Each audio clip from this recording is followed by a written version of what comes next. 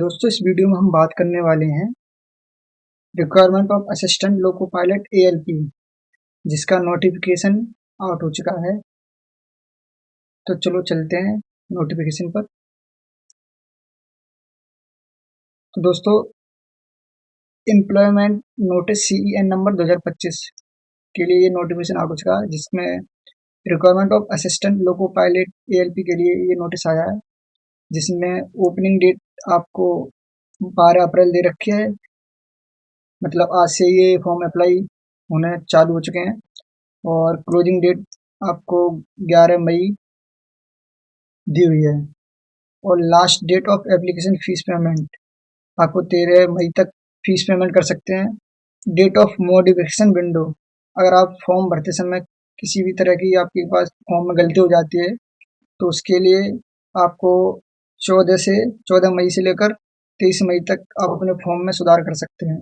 उसके बाद हम बात करने वाले हैं ये असिस्टेंट लोको पायलट ALP के लिए नोटिस जारी हुआ है, जिसमें लेवल 2 की आपकी सैलरी रहने वाली है।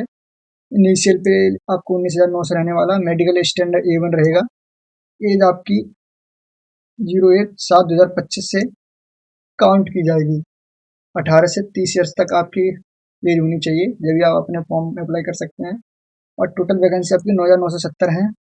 इसके बाद हम देखते हैं फ्री ट्रेन ट्रेवल फैसिलिटी भी दी जाएगी आपको SC एंड ST कैंडिडेट के लिए। मेडिकल स्टैंडर्ड आपका A1 रहेगा।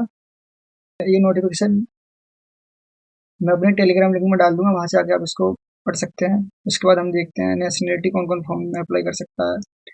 अगर आप इंडिया से हैं तो अप्लाई कर सकते हैं, नेपाल से हैं तो भी, और भूटान से हैं तो भी कर सकते हैं। उसके बाद हम देखने वाले हैं एज लिमिट 1/7/2025 तक। अगर आप 18 साल से 30 साल के बीच में हैं तो आप फॉर्म अप्लाई कर सकते हैं। और एज रिलैक्सेशन भी दे रखा है। SC ST कैंडिडेट्स के लिए 5 साल की छूट है। OBC non creamy layer candidate के लिए 3 साल की छूट है। और एक्स सर्विसमैन कैंडिडेट के लिए, जनरल और EWS के एक्स सर्विसमैन के लिए 3 साल की छूट है। और OBC NCL एक्स सर्विसमैन के लिए 6 साल की छूट है। और SC ST एक्स सर्विसमैन के लिए 8 साल की छूट है। और ये अदर भी दे रखे हैं। उसके बाद हम देखने वाले हैं डेट ऑफ बर्थ कहाँ से काउंट की जाएगी, कहाँ से कहाँ तक।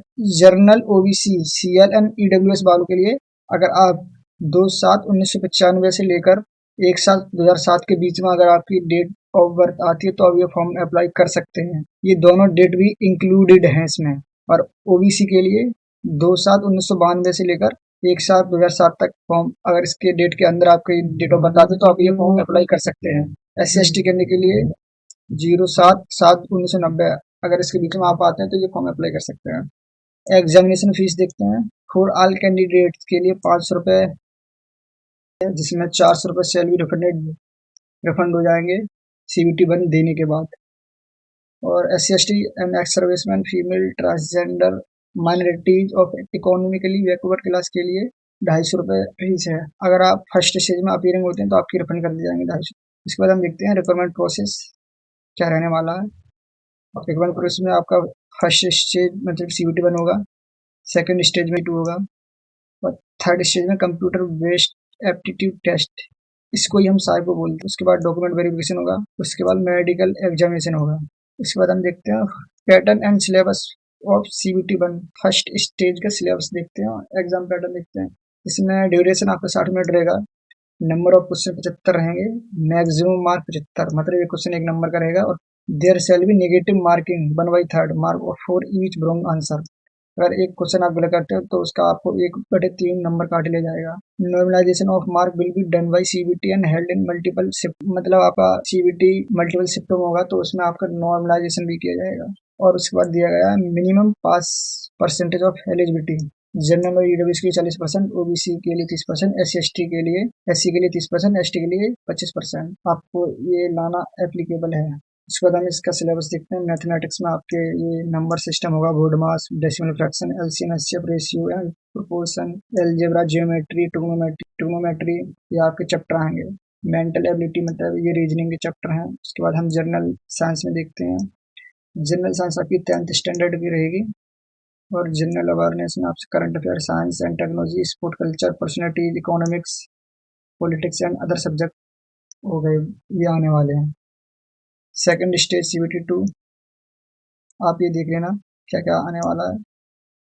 उसके बाद हम देखने वाले हैं सेकेंड का सिलेबस पार्ट 1 का।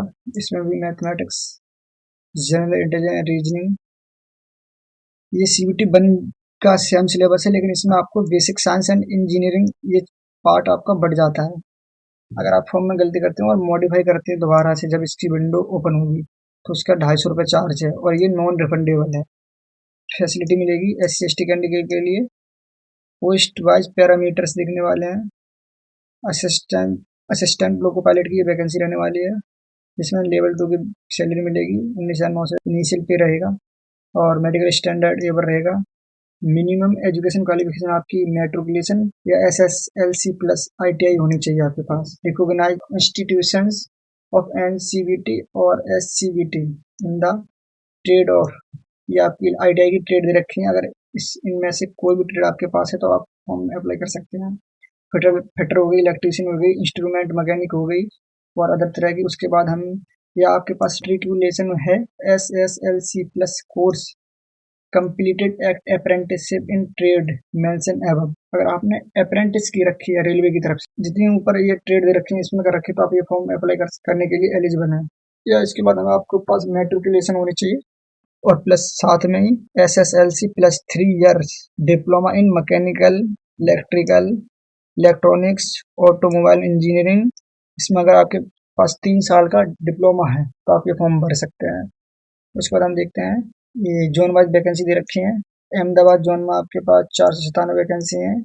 ये नोटिफिकेशन हम डाल देंगे, आप खुद ही इसको पढ़ सकते हैं किस जोन में कितनी वैकेंसी है और कौन सा जोन आपके लिए बेहतर रहने वाला है। तो दोस्तों, इसकी हमने इम्पोर्टेंट जानकारी आपको दे दी गई है। अगर आप इस पोस्ट के लिए एलिजिबल हैं तो आप ये फॉर्म अप्लाई कर सकते हैं और ऐसी जानकारी के लिए आप हमारे चैनल को सब्सक्राइब भी कर सकते हैं।